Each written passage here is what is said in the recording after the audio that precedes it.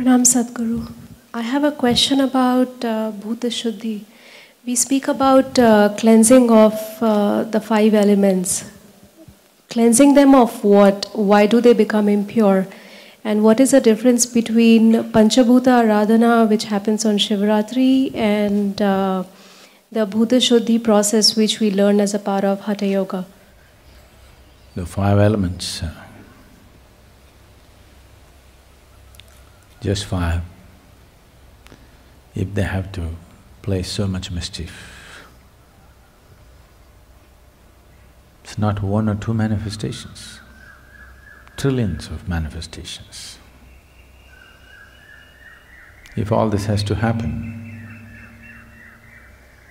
if it does not acquire other qualities or possibilities, there is no way with five you can create so many. They are naturally receptive in nature. The air that you breathe, the food that you eat, the water that you drink. We will leave the other two because you don't have much experience of those two. Today we know we can influence them just with thought, emotion, intention or energy. We can change the quality of the water, we can change the quality of the air and the food that we eat just with our intention or emotion or thought process. So, the five elements within you, which makes this body, are deeply, deeply influenced. A certain layer of information which generally referred to as the karmic substance gathers. Without it, the elements would not behave in a particular way within you. It would be same, every human being would have been same if there was no specific information.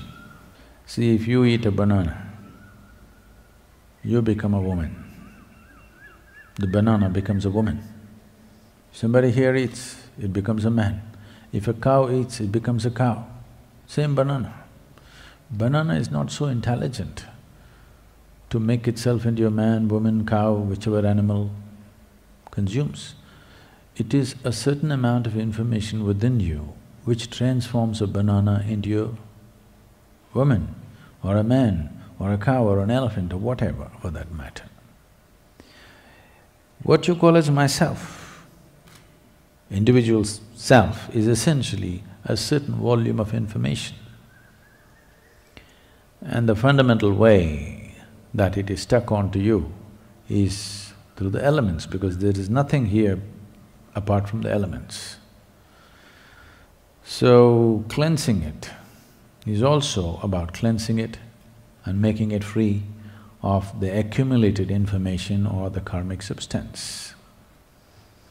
If this is not done, then you will be a strong individual, but you will never know how to breach this boundary that you have set for yourself. This is not some boundary set by the existence, this is a boundary that you set for yourself. If you cannot cross the boundary that you set up, that's a foolish way to live, isn't it? You set up a boundary without knowing why, and you can't cross it after some time. And you start claiming, this is how I am. This is, this is a common statement you hear everywhere. You ask them to cross some limitation, no, this is how I am. This is not how you are, this is what you made yourself to be. Now, cleansing becomes relevant when you want to extend yourself beyond these boundaries, when freedom and liberation becomes the goal of your life. If you want to be a concrete ball, there's no need to cleanse. There's no need to cleanse at all. So, concretization of karmic processes will make you rigid. Rigidity will bring enormous amount of suffering, enormous. You don't need a calamity to happen, you are a calamity by yourself. You do not need any external assistance. It's called self-help. Most people, when it comes to their suffering, they're all on self-help, you know.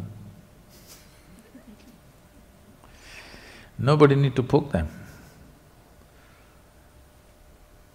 When was it last time that somebody physically poked you? Huh? When was it last time? Maybe when you were in school, somebody did this to you. After that, nobody is bothered about doing anything like that. Most of you, almost all of you have never been poked with a dagger or a sword, at the most a pin or a finger, nothing more. But for most of you in the last 10, 15 or 25 years, nobody has ever even poked you with a finger, because everybody is wary of you. Who's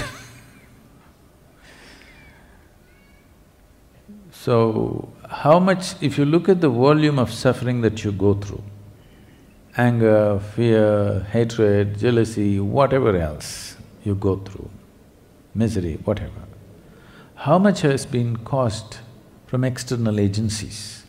How much is caused by you? If you look at it, it is a minuscule percentage which has been caused from external agencies. No, my mother-in-law said this, my boss said that. They are saying what they're saying, but they're not poking you.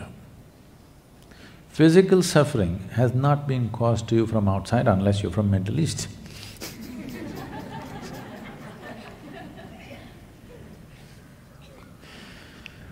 For most of you, such things have not happened, but rest is all your own making. This is simply because the imprint is so deep that you behave in predetermined, compulsive ways. 1,000 times the same situation has happened, but still the next time it happens, you almost react the same way. It takes a certain amount of awareness, certain amounts of shaking you up to respond in a different way. So, what's called Bhuta Shuddhi is to do it in the most fundamental level. If we cleanse your mind, if you clean it in the morning, by afternoon you'll have a whole new world again. It's really waste. This is why no significance or no importance is given in the yogic system towards your psychological structure. What you think, what you feel, they don't care, because if you change it today again, within few hours you'll change it back into something else. We are only interested in the body. This is why yoga calls everything as body. Physical body, mental body, energy body like this, but no mind. Because the psychological activity that's happening, towards which you have given enormous importance, is of no consequence or significance, depending upon the type of information imprinted within you. Whatever is your karma, whatever is your sanskara, that is how you think, that's how you feel, that's how your emotions happen, everything happens that way. So we are interested in handling the root. If you prune the tree, it will sprout back with vengeance. No point pruning it. If you handle the root, it'll be gone. So the very root of karmic imprint is in the elements. That is the most fundamental space. It takes much more than handling other aspects. So generally, because most people are not interested in absolute transformation, they just want a little change, they don't want to lose themselves. Bhuta Shuddhi means you want to lose yourself. Whether it's good, bad, ugly, beautiful, it doesn't matter, you want to lose everything that you have built so that the Creator's creation will stand up and shine within you. It'll take a certain amount of work. The Bhuta Shuddhi that's been taught to you is very basic. If you want to do more serious forms of Bhuta Shuddhi, it will mean it becomes your entire life. It's not something that you do on the side.